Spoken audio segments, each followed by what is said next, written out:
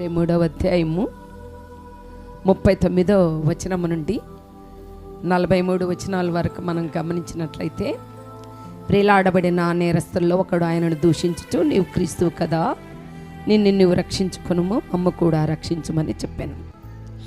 మళ్ళీ యేసుక్రీస్తు ప్రభువు ఈ లోకంలో క్రీస్తుకు పూర్వము ఎవ్వరూ చేయలేనటువంటి పనిని చేయడానికి వచ్చినాడు. ధర్మశాస్త్రంలో వ్రాయబడింది. మరి లోకంలో ఉన్న శాస్త్రాలన్నీ రాయబడినాయి. ఏంటా శాస్త్రము అంటే సర్వపాపం పరిహారం, రక్త ప్రోక్షణం అవశ్యం, తద్రక్తం పరమాత్మేన పుణ్యదాన బలియాగం, ఓం శాంతి. మరి ఓంకార స్వరూపి అయిన, శబ్ద స్వరూపి అయిన దేవుడు సర్వ పాపుల కొరకు రక్తము చిందించటానికి ఈ లోకంలోనికి రావాలి.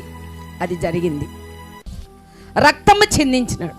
మరి ఎంతమందో ఆయనని అనేక విధాలుగా బాధ పెట్టినప్పటికీ మొదటి మాటలో నువ్వు క్రీస్తువు కదా, నిన్ను నువ్వు రక్షించుకోమని అని వాళ్ళు ఎంత అపహసించినప్పటికీ ఆ సిలువ నుండి దిగకుండా ఆయన ఏం చూపించినాడు?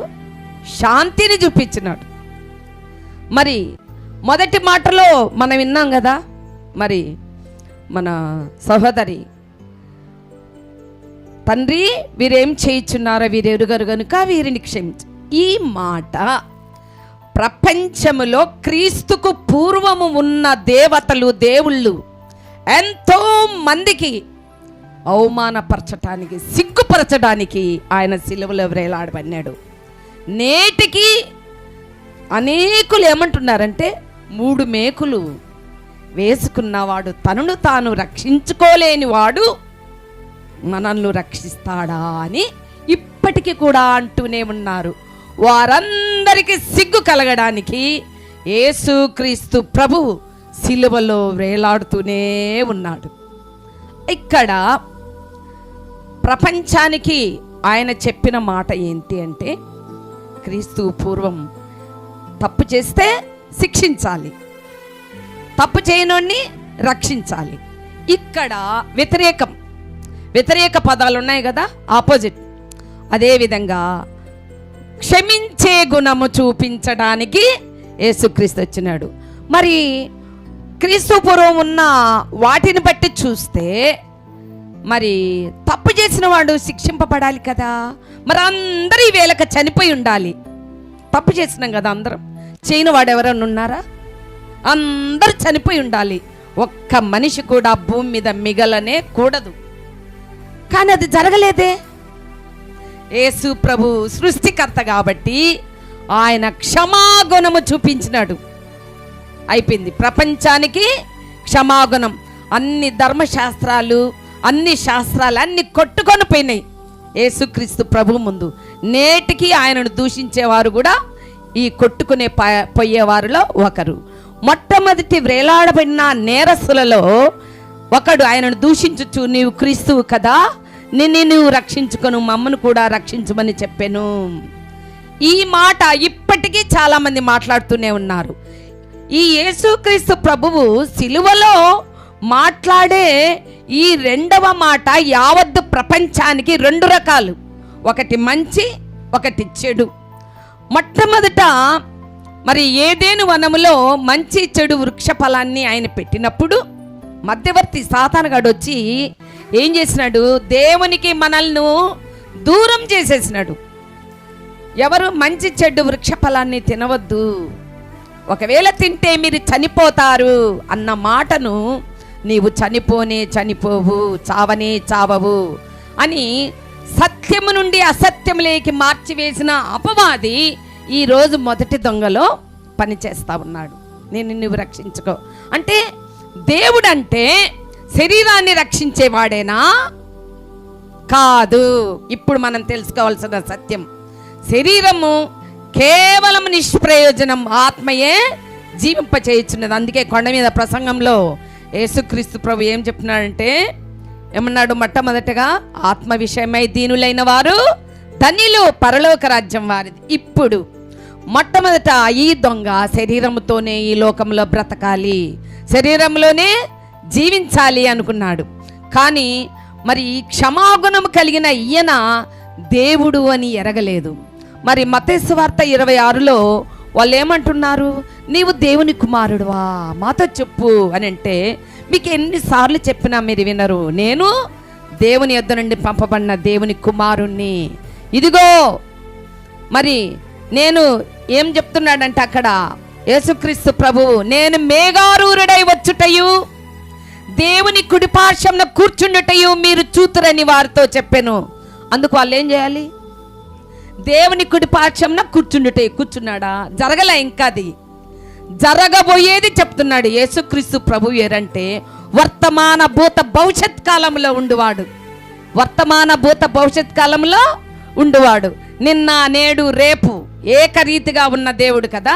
జరగబోయేది కూడా చెప్పే లోపల వీళ్ళకి ఏమైంది? సత్యాన్ని తెలిసిన వెంటనే అగ్ని ఏం చేస్తుంది? సత్యము నిప్పుతో సమానం.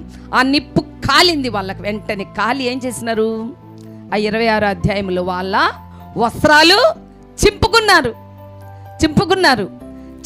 ఎందుకు చింపుకున్నారు? సత్యం ఎప్పుడైతే సత్యం బయటపడిందో వెంటనే వాళ్ళు చింపుకోవడం జరిగింది. అయితే ఈ లోకంలో మనం కూడా మనల్ని మనం రక్షించండి, రక్షించు అనే దానికంటే ఆత్మను రక్షించు ప్రభువా అనేది మనకు కావాలి. యేసుక్రీస్తు ప్రభు చేసిన కొండ మీద ప్రసంగంలో ఆత్మ విషయమై దీనులైన వారు ధన్యులు. మనం ఎప్పుడు ఈ లోకంలో మంచి ఇల్లు, వాకిలి, వస్త్రాలు ఇవే చూసుకుంటాను. కానీ చనిపోతే, మరణిస్తే ఎక్కడికి వెళ్తామనేది మనకు తెలియాలి. అందుకే మరి కీర్తనల గ్రంథంలో ఒక మాట రాయబడింది. కీర్తనలు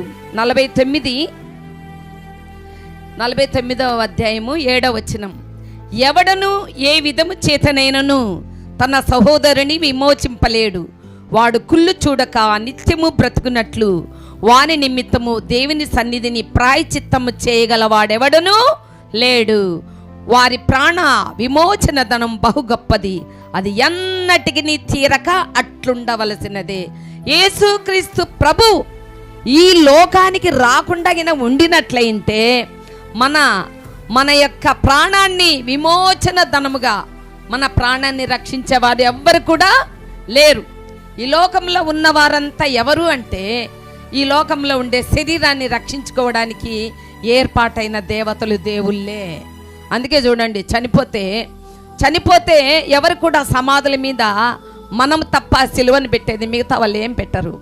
ఎందుకంటే చనిపోతే వాళ్ళకు ఎవరైంది తెలీదు, వాళ్ళ చేత కాదు, వాళ్ళకు ఎక్కడి పోయేది కూడా వాళ్ళకి తెలియదు. 6వ తరగతి పుస్తకంలో ఉంది. ఏమనంటే ఒక యముడిని అడుగుతారనమాట, స్వర్గం చేరాలంటే మార్గం చెప్పమంటే, స్వర్గం చేరాలంటే మార్గం నాకు తెలీదు, దేవుళ్ళకు కూడా తెలీదు, ఇది వదులుకుంటే నీకు కొన్ని ఇస్తాను, బహుమతులు ఇస్తాను అంటాడు.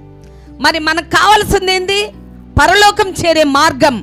మరి అదే పుస్తకంలో మరి యేసుక్రీస్తు ప్రభు ఆత్మను అగ్నిలో నుండి తప్పించి పరలోకం చేర్చువాడని నేనే అని చెప్పి యేసుక్రీస్తు ప్రభు బైబిల్లో స్పష్టంగా చెప్తా ఉన్నాడు. ఈ ప్రాణాన్ని మనం రక్షించాలంటే మనకెవరు కావాలి? ప్రభువైన యేసుక్రీస్తు. ఈ లోకంలో ఉండే ఐశ్వర్యం, గోవులు, బంగారం, వెండ కాదు. మరి అతనికి కావాల్సింది ఏంది? పరలోకం చేరే మార్గం కావాలి. ఈ మార్గం చెప్పడానికి ఏ మతాలు, ఎన్ని గ్రంథాలు కూడా పనిచేయలేదు. మరి ఈ లోకంలో ఎంత చదువు చదివి చావంగానేటికి చావులేని చదువు చదవాలని. ఏ చదువు చదవాలి?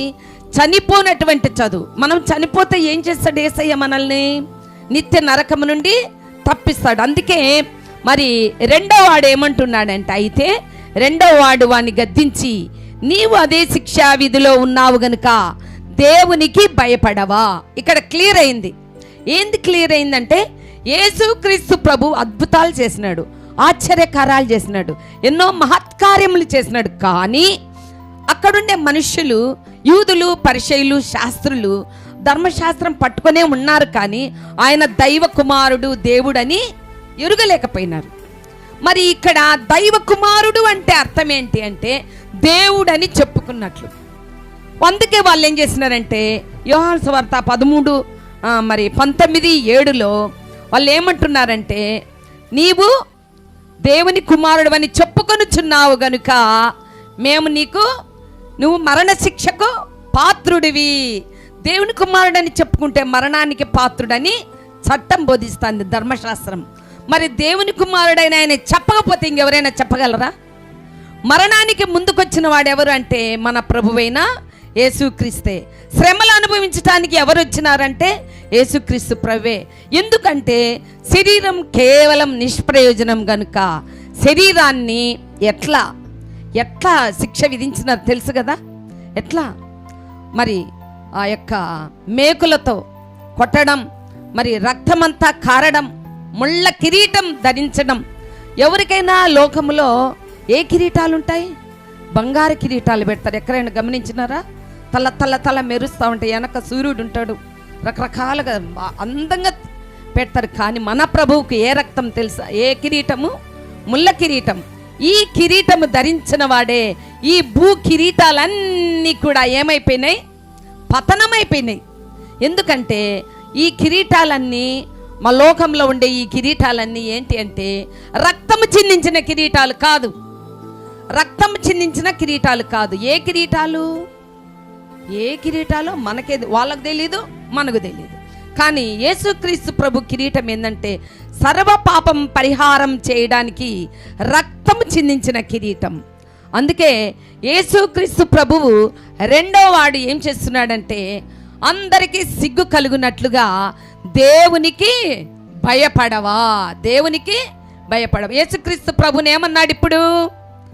మరి అందరూ కలిసి యేసు ప్రభు దేవుడని చెప్పుకున్నందుకు సిలువ వేస్తే మరి దొంగ ఏం చేసినాడు? రెండవ దొంగ, నీవు దేవునికి భయపడవా, అయితే రెండోవాడు వానిని గద్దించి నీవదే శిక్షా విధిలో ఉన్నావు గనుక దేవునికి భయపడవా.